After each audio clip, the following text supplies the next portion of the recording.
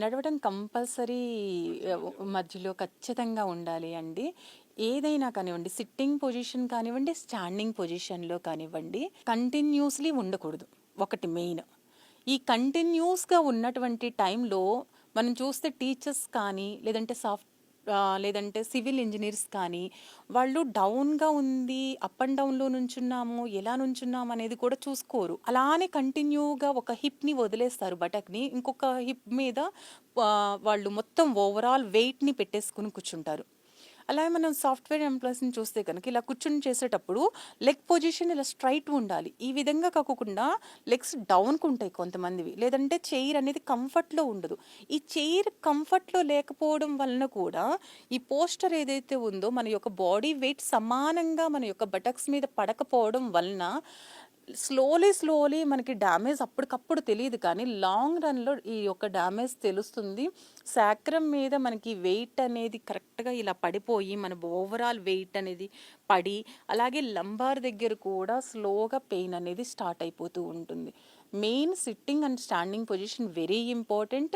ఒక 2 అవర్స్కి ఒకసారి చిన్నగా బ్రేక్ తీసుకోండి. అట్లీస్ట్ వాష్రూమ్కి వెళ్తూ ఉండండి, మిడిల్లో వాటర్ తీసుకుంటూ ఉండండి. ఈ చిన్న వాక్ కూడా మీకు మీ యొక్క బాడీ మీద అధికమైనటువంటి ఒత్తిడిని తగ్గిస్తుంది. కొంచెం రిఫ్రెష్గా కూడా అనిపిస్తూ ఉంటుంది. వీలైతే ఎవ్రీడే ఖచ్చితంగా సూర్య నమస్కారాస్ ఒక 12 చేయటానికి ఎక్కువ టైం అనేది పట్టదు. మీకు ఒక 10 మినిట్స్ టైం పడుతుంది. సూర్య నమస్కారాస్ అయినా కనీసం చేసుకోండి. మీరు ఇలాంటి ప్రాబ్లమ్స్ అన్నిటిని కూడా చెక్ పెట్టుకోవచ్చు.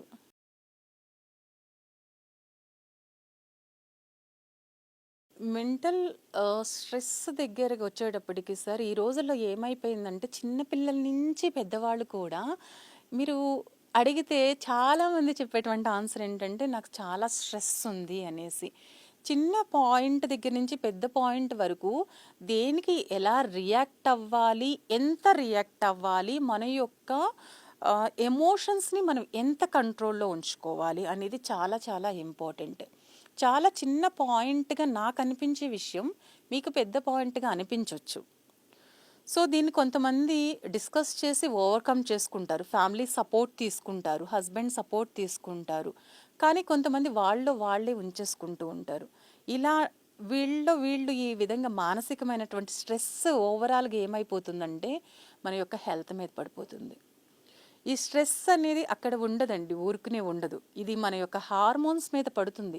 ఈ నెక్ పెయిన్ అనుకుంటున్నాం చూసారు ఇందాక నుంచి, చాలా స్ట్రెస్గా ఉన్నటువంటి వాళ్ళకి చూడండి, ఈ నెక్ దగ్గర కరెక్ట్గా కొంచెం ఒక 2 ఇంచెస్ డౌన్లో కంప్లీట్లీ స్ట్రెస్ అంతా డంప్ అయిపోయి బాగా ప్రెషర్గా అనిపిస్తుంటుంది.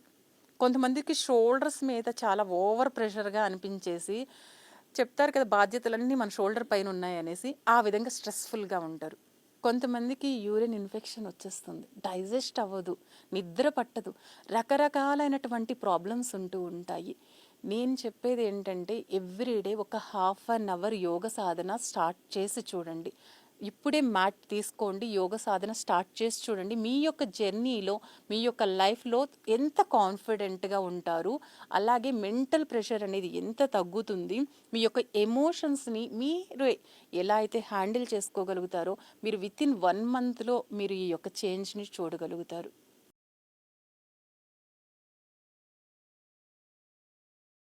ఎన్నో రకాలైనటువంటి సమస్యలతో వస్తూ ఉంటారు, డిఫరెంట్ ఏజెస్తో వస్తూ ఉంటారు.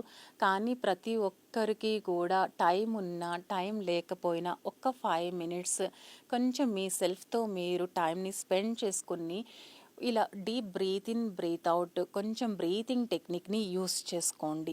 నెక్స్ట్ ఒక్క 5 మినిట్స్ బ్రేక్లో మీరు ఏ టైం అయినా కానివ్వండి, మార్నింగ్ 11 కానీ కానివ్వండి, నైట్ పడుకునేటప్పుడు కానివ్వండి, మీ సెల్ఫ్తో మీరు డిస్కస్ చేయండి. లేదంటే ఒక మంచి ఫ్రెండ్ని మీరు మిస్ అయిపోతారు.